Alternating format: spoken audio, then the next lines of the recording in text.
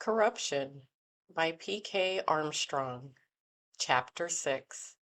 Angel arrived early and sat in the parking lot of the Fillmore Police Department. Clark Kincaid had made an appointment with her old captain to surrender his son Joshua and Jeremy and Sean Knoll to authorities for their participation in a spate of burglaries. She had insisted there was no reason for her to be there, but both Kincaid and the Knolls felt that it would go a long way to making the investigation clear if she were there to answer any questions regarding the written reports she had submitted to Kincaid the previous afternoon. She had always been taught that wearing the wrong thing could shut down an interview of any sort quicker than anything else. It is why, when she originally went to interview the Knoll brothers, she wore jeans, a nice t-shirt, and a jacket. The relaxed look made her less threatening to the boys. It is also why she wore dark pants, a cotton v-neck, and a military-style button-up jacket to the police department. Her hair was naturally curly, and she felt no need to straighten it, but it was smoothed down and tucked behind her ears, and her jewelry and makeup was almost non-existent. She didn't want the cops thinking she was trying to attract the wrong attention. Her case could stand on its own merit. Both the other parties arrived simultaneously, and Angel got out of her car and locked it. She approached the Knolls first, thinking the parents probably needed a little more fortification than hard-nosed attorney Clark Kincaid and his son. "You guys doing okay?" she asked the group in general.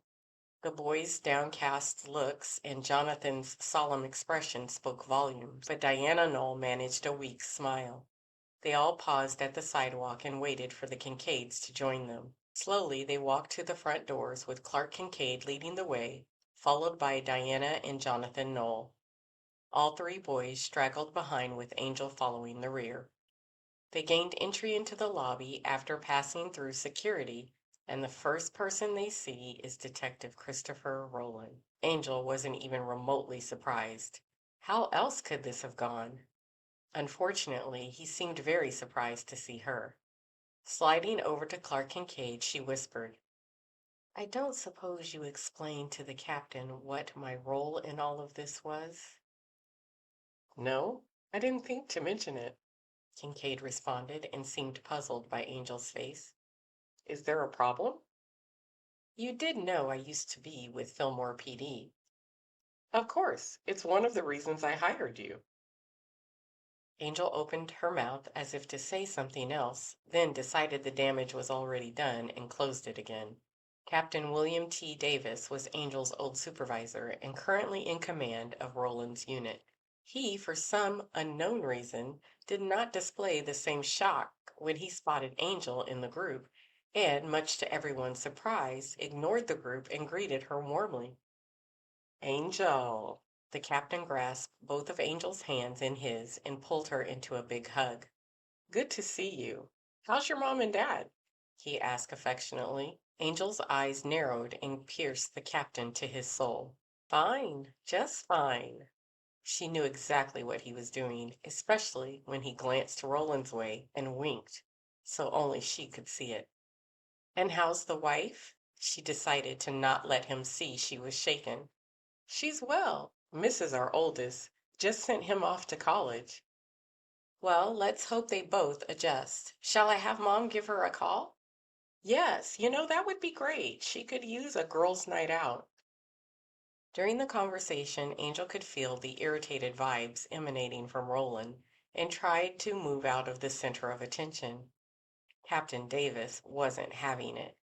"Why don't we all move to the conference room and Angel, you can introduce everyone?" They moved to the conference room just off Captain Davis' office, and as they settled into chairs, Angel introduced Clark Kincaid and his son to the captain and Roland, and then Joshua Kincaid. Next, she introduced the Knolls and Jeremy and Sean. Clark Kincaid began. "Just so you know that I am officially representing all three boys in this matter." Roland finally spoke. "Understood." He glanced around the table, his eyes resting briefly on Angel, before continuing. "You can imagine we are interested in what this matter is, especially as it relates to the body found on Blackbird Lane." "You are the case detective?" Clark asked to clarify. Yes, I am. Angel must have made some small movement because both the captain and Roland looked at her. Clark began and explained the reason why they requested a meeting. His recitation was a monologue by nature, mainly due to the fact that the captain and Roland withheld their questions as he spoke, although both kept looking at Angel periodically. When he reached the point in the story where he contacted Angel, Clark motioned to her and she took over. Pulling out two copies of her report, she passed one to the captain and the other to Roland, who did not even look her in the eyes. She explained that she was able to corroborate that in each instance of the burglaries, the victims confirmed they were exactly where the boys said they were when they discovered they would be absent from their homes. She also provided copies of updated insurance information for all the crimes, including what was taken and the amounts of the property. It was at this point that Clark put his hand on his son's arm and provided the information about the bag that had sat next to the dead man's feet. Clark opened a paper bag and pulled out the stolen bag and put it in the center of the table. Roland got up and walked out of the room, returning with a pair of plastic gloves, evidence bags, and a pen. Kincaid had ordered some dry ice and had double bagged the finger to keep it cold. When Roland pulled it out of the bag, he glared briefly at Angel. Roland bagged the evidence. He and the captain initialed it, and he placed it on a chair near his seat. Angel watched him. His movements were steady but deliberate, his jaw tight, and he pursed his lips. Angel knew he was angry. Is that all? Roland asked quietly. Clark looked at Angel and she nodded, and then he looked back at Roland. Yes, those are the facts as we know them. Roland gave a snort. He was angry and frustrated. The captain signaled Roland and they both stepped out into the hallway. Everyone in the room watched them leave. When the door shut behind them, the silence in the room was deafening, but it didn't last. What's going to happen now? Sean asked. Clark took a deep breath and glanced at his son. You will all probably be charged with burglary and possibly tampering with evidence. Jeremy Knoll made to speak, but Clark anticipated his next words and explained. I know Joshua was the one who took the bag, but you were all there, so you can all be charged.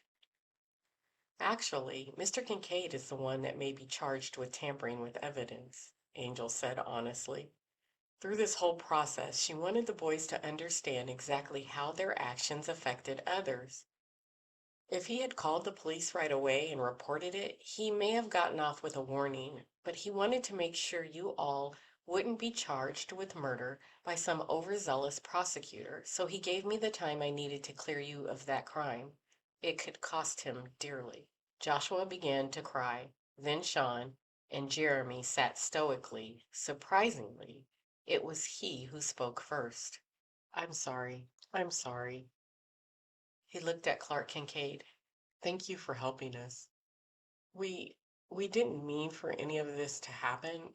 We just were bored. We saw a stupid movie and thought we could try it, just once. We never meant. He stopped speaking as the door opened. Standing with Roland was a young patrolman and the desk sergeant. Gentlemen, he pointed to the young boys, please go with Officer Messer. He is going to book you for burglary. Diana Knowles let out a breath that was partially a sob. Clark Kincaid stood with the boys. Everything will be fine. Just go with the officer and follow his instruction. The boys exited the room, and after they left, Roland closed the door behind them.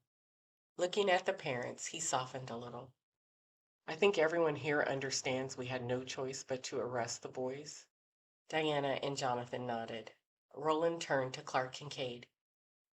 You know what you did was wrong. It could cost you. Clark Kincaid walked to the glass window and watched his son wait to be booked. Yes, but I had to protect my boy and his friends. He motioned to the Knowles. Those kids didn't have anything to do with the death. I didn't want them sitting in jail while you guys figured that out. Roland looked at Angel. She looked back, her face expressionless. When he spoke, his eyes stayed on her, but he spoke to the parents. The boys will be booked. Sean and Joshua are minors. You can take them home.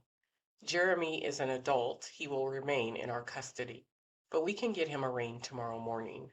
The captain says he will request release to the custody of his parents. He opened the door and motioned for Clark and the Knowles to leave. Angel stood as well, but Roland closed the door after the parents exited. Once again, silence settled over the conference room. Angel sighed and sat down. Might as well get it over with. Roland broke the silence first. Really? I didn't know it was your case. It doesn't matter if it was my case or not. You withheld vital information, evidence on a case. Information, yes. I never took custody of the evidence. How long have you been hanging out with that attorney? You sound just like him, he said with a small, cruel smile. What is that supposed to mean? I can see how he was looking at you. Angel stopped, gobsmacked. She was prepared to explain her decisions, client confidentiality, even chain of evidence, but she was not prepared for jealousy? Sorry. Are you upset because I didn't tell you about my case? Or are you upset because the attorney that hired me thinks I'm hot? Oh, so he told you he thinks you're hot. Okay, I am not having this conversation. Angel got up and walked out of the room. Just as she entered the hallway, she caught Captain Davis watching her from the doorway of his office. He smirked at her, walked into his office, and shut the door.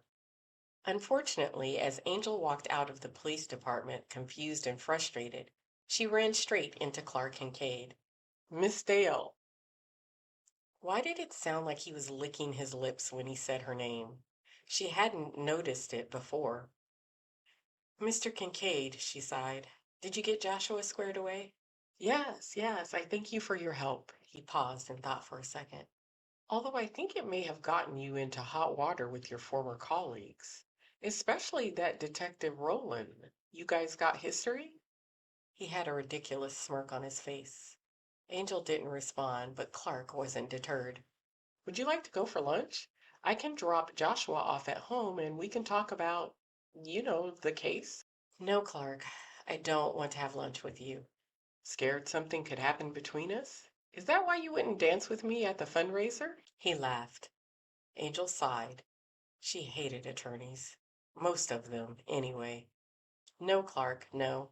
She changed the subject. I'll be here tomorrow morning for Jeremy's arraignment. Clark laughed again. Great. See you tomorrow. Clark turned, unlocked his Mercedes. He and Joshua got in, and he drove off way too fast.